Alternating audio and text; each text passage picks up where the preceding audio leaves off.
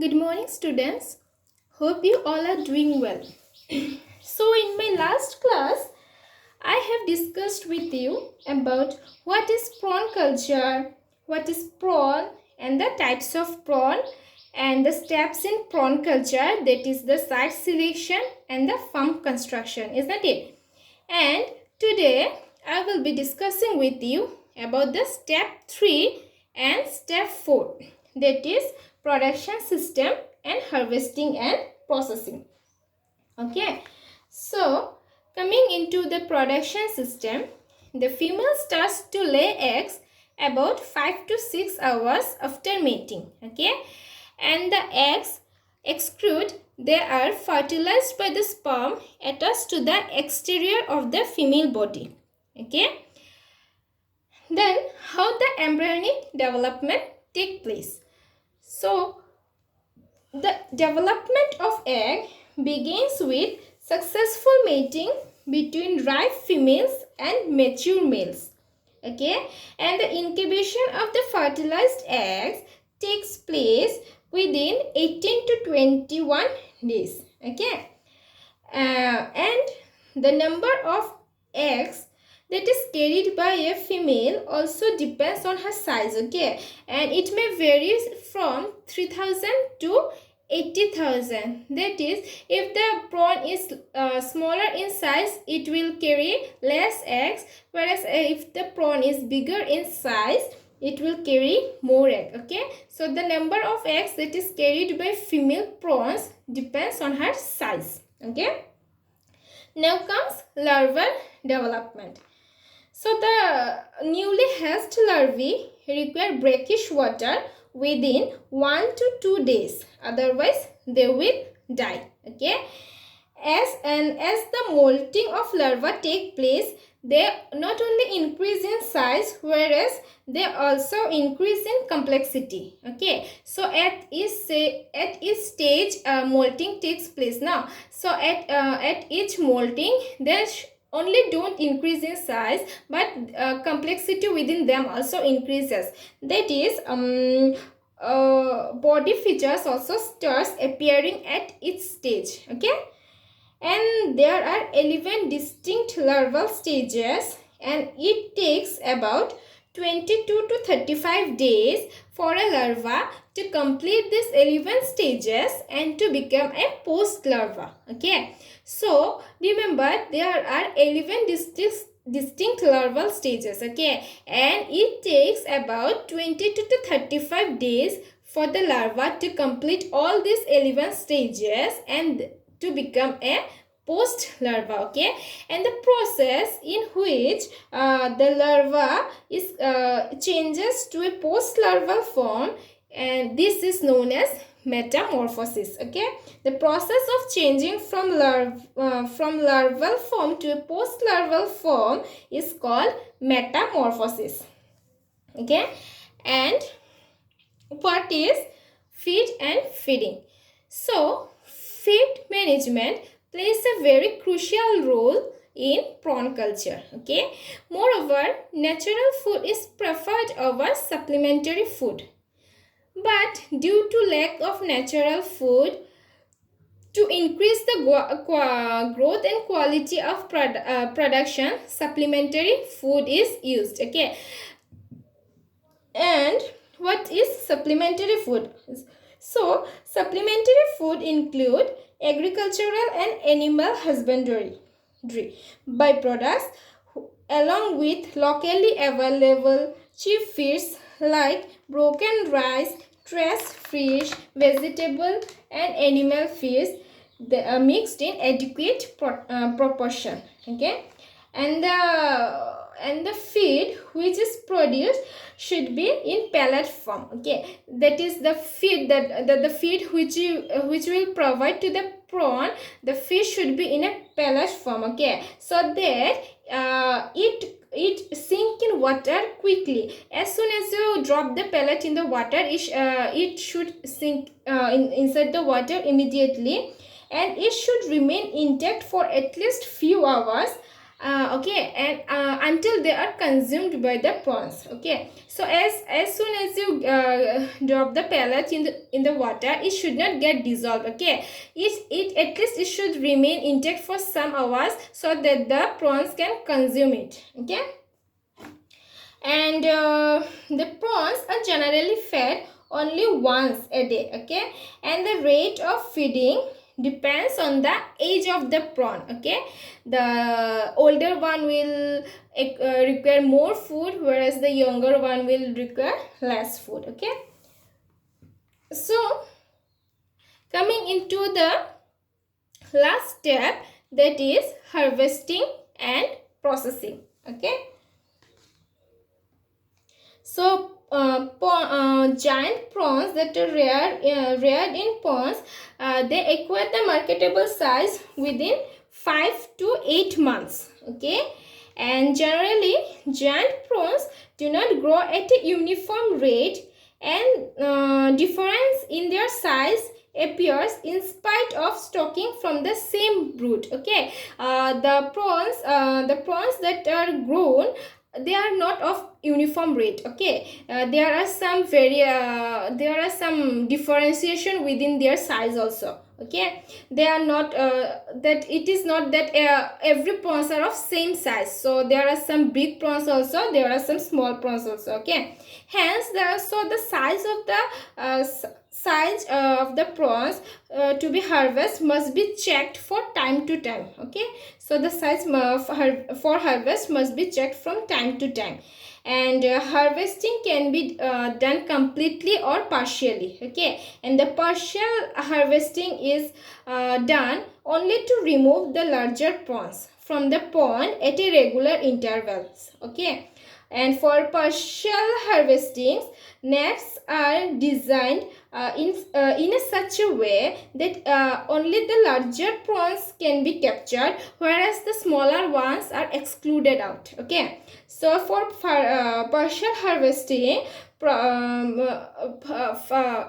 it is done only to remove the larger prawns. Okay, and the smaller and the net that is made to for harvesting, it is designed in such a way that only the larger prawns are captured within the net, whereas the smaller ones are excluded out. Okay, and in complete harvesting, what happens, prawns are harvested by draining the ponds. Okay, prawns are harvested by draining the ponds, and draining is done in early morning. Okay, draining takes place in early morning to avoid overheating of water when only a little water is left in the pond. Okay, so as the water is drained out, only a little amount of water is remained in the pond, so the overheating also can cause some harm to prawns, is not it?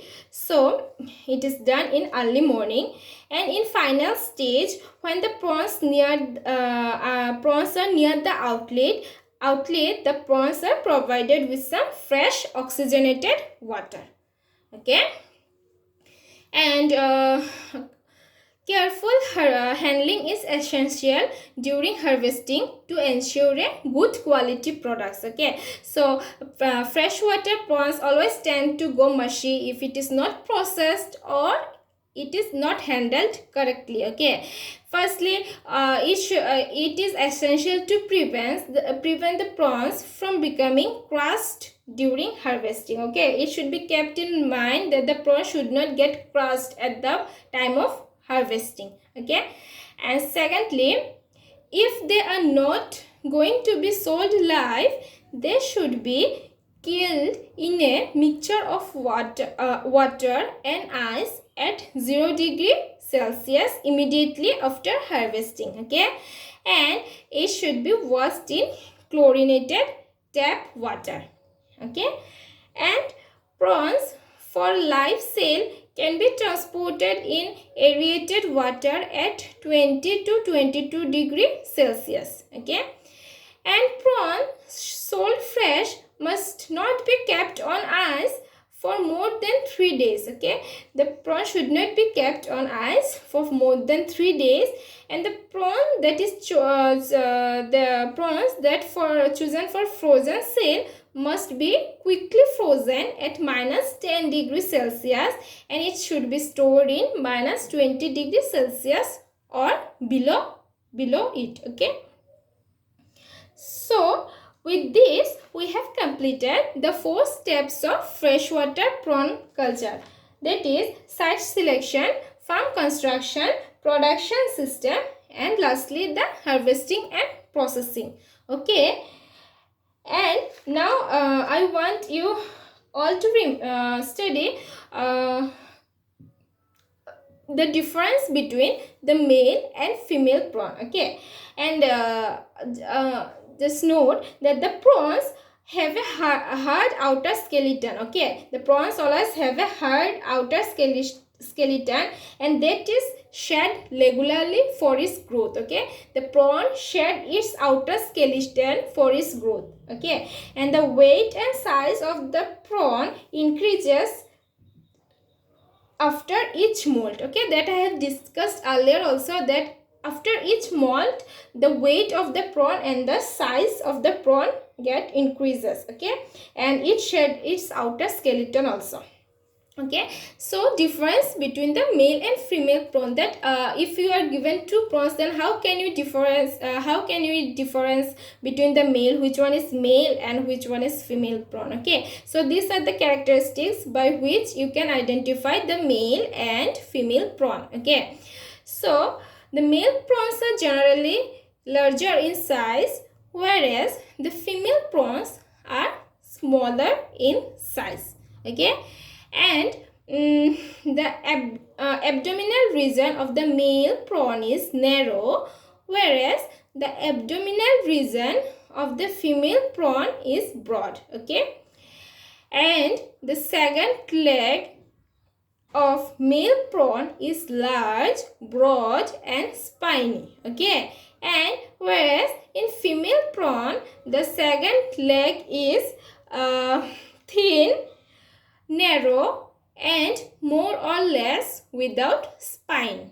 Okay, and near the base of second leg a small rod-like structure is present. Okay, which is known as appendix masculina, and whereas the appendix masculina, the structure is absent in female prawn. Okay, and at the base of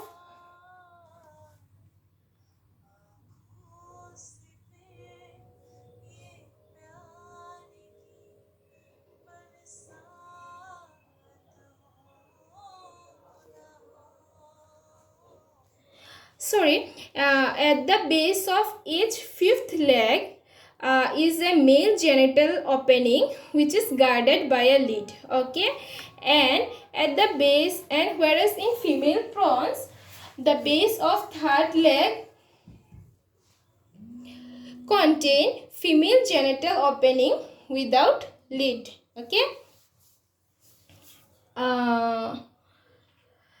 so in everything or in every process there are some advantages and disadvantages, isn't it? So the freshwater prawn culture also has some advantages and disadvantages too. Okay, so large number of monocrop low yielding paddies is now converted into farms for producing high priced prawn in rotation with the paddy. Okay, so the paddy field which were used to go monocrop are now they are converted into farms. Okay, in which prawns are grown and which are sold at high price. Okay, and it is the prawns are grown in rotation with the paddy. Okay, and the pond embankments grow vegetable and fruits, fetching extra income and providing better nutrition. Okay, so where the farm is being constructed, that is the pond is constructed, the embankment of the pond